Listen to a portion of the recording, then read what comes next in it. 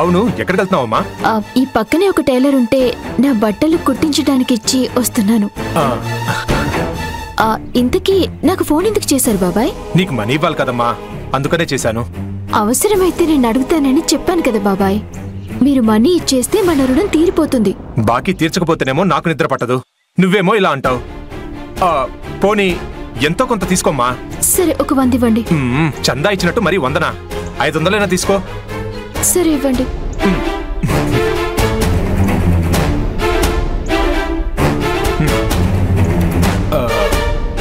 అమ్మా స్వప్న, ఒకసారి మా ఇంటికి వెళ్దాం రామ్మా. ఎందుకు బాబాయ్? మా అక్క నీలాంబరి నిన్ను చూడాలని అడుగుతుంది. ఒక్కసారి చూస్తాను, తీసుకురారా అని అడుగుతుంది. రామ్జీకి నేను డబ్బులు ఇచ్చానని చెప్పుంటాడు. నా మీద అనుమానం వచ్చుంటుంది. నాకు ఎవ్వరూ అక్కర్లేదు బాబాయ్, మీరు నాతో మాట్లాడితే చాలు. ఒక్కసారమ్మా, ప్రతిసారే వద్దు. నేను పక్కనుంటానుగా. ఒక్కసారి వచ్చి మా అక్క కనిపించి వెళ్ళిపో. దా వెళ్దాం. ఇప్పుడు కాదు బాబాయ్, పనుంది. ఇంకొకసారి వస్తాను. సరే, నీ ఇష్టం. బాబాయ్, మీరు ఎక్కడికి వెళ్తున్నారు? మా అక్కింటికేనమ్మా. అయితే నేను ఇప్పుడు వెళ్ళటం కరెక్ట్ కాదు. సరేనమ్మా, నేను బయలుదేరుతాను. జాగ్రత్త బాబాయ్.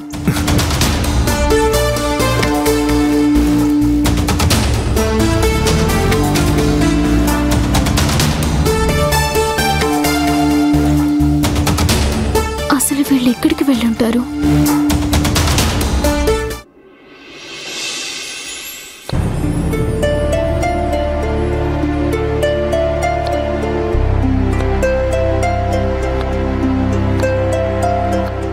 నీలాంబరి గారు.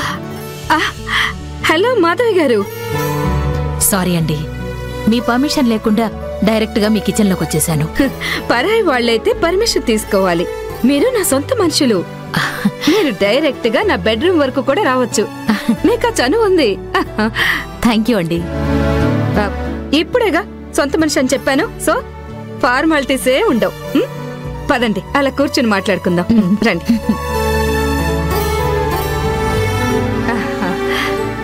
రండి రండి, కూర్చోండి.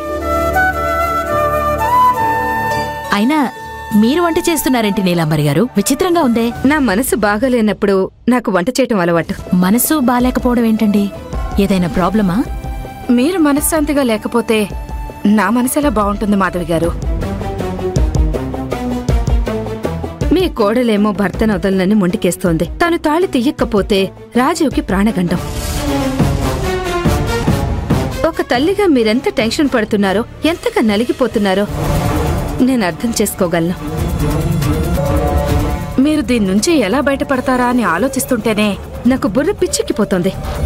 దాని నుంచి కొంచెమైనా బయటపడే ప్రయత్నం చేద్దామని వంట చేస్తున్నాను. నేను కూడా మనసు బాలేకనే ఇక్కడికొచ్చానండి. ఎలాగో వచ్చారు కదా, ఈరోజు నా చేతి వంట తిని మీరు బయటికెళ్ళాలి. అసలు కడుపుకి తిండేలా సాయిస్తుంది నీలాంబరి గారు. కడుపు నిండా భోంచేసి కంటి నిండా నిద్రపోయి ఎన్నాళ్ళైందో. అవునులేండి, అన్ని టెన్షన్లు తల మీద పెట్టుకుని తిండేలా ఎక్కుతుంది, నిద్రలా పడుతుంది. మనసుకు చాలా కష్టంగా ఉంది నీలాంబరి గారు. నా కొడుకు ఇంకా పూర్తిగా దాని మాయ నుంచి బయటికి రాలేదు.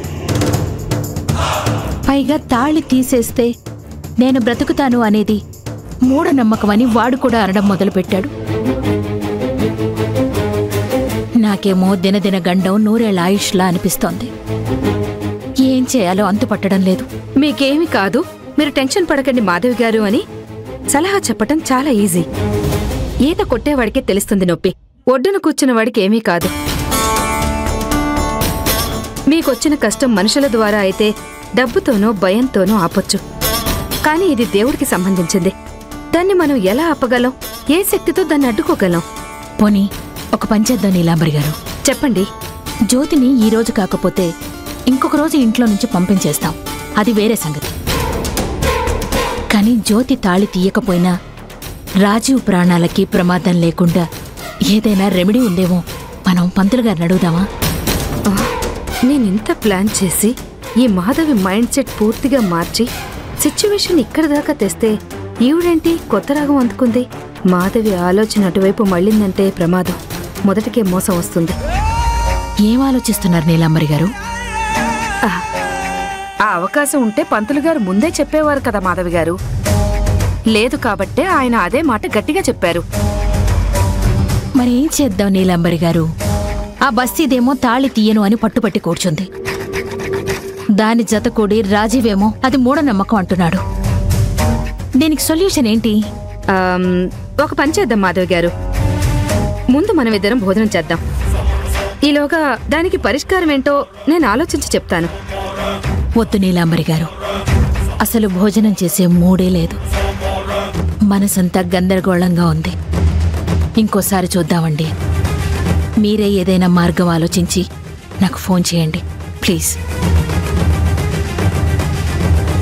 Hi aunty. Hi Shravya. Hi Raju. రండి కూర్చోండి. మీ జంట చూడముచ్చటగా ఉంది. మాధవి గారు, ఈ జంట కూడా వచ్చేసింది. మీరెలా వెళ్తారు?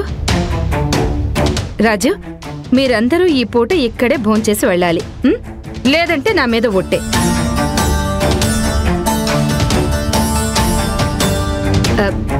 జస్ట్ 2 minutes, ఒక్క ఫోన్ కాల్ చేసొస్తాను. రాజు, నేను వేసిన ప్లాన్ మూఢనమ్మకం అంటావు కదా రాజు. చూడు, నువ్వే నమ్మేటట్టు చేస్తాను.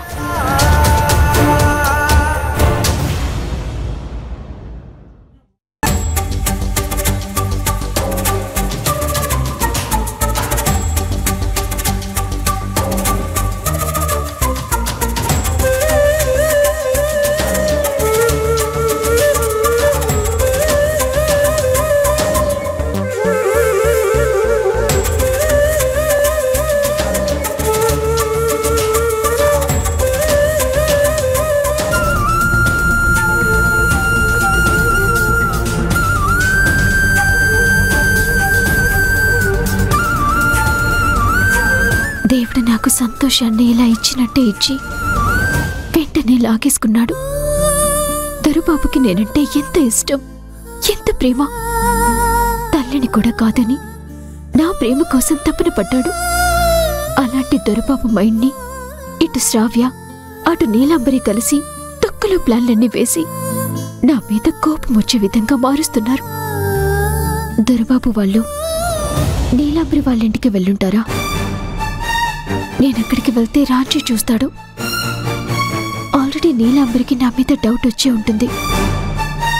అందుకే రామ్జీని తీసుకురమ్మని చెప్పుంటుంది. వీళ్ళందరూ ఎందుకు నా చుట్టూ ఉరి బిగిస్తున్నారో అర్థం కావటం లేదు. శ్రావ్య అంటే రాజీవ్ కోసం అనుకోవచ్చు, మరి నీలాంబరికి నా మీద అంత కక్ష ఏంటి?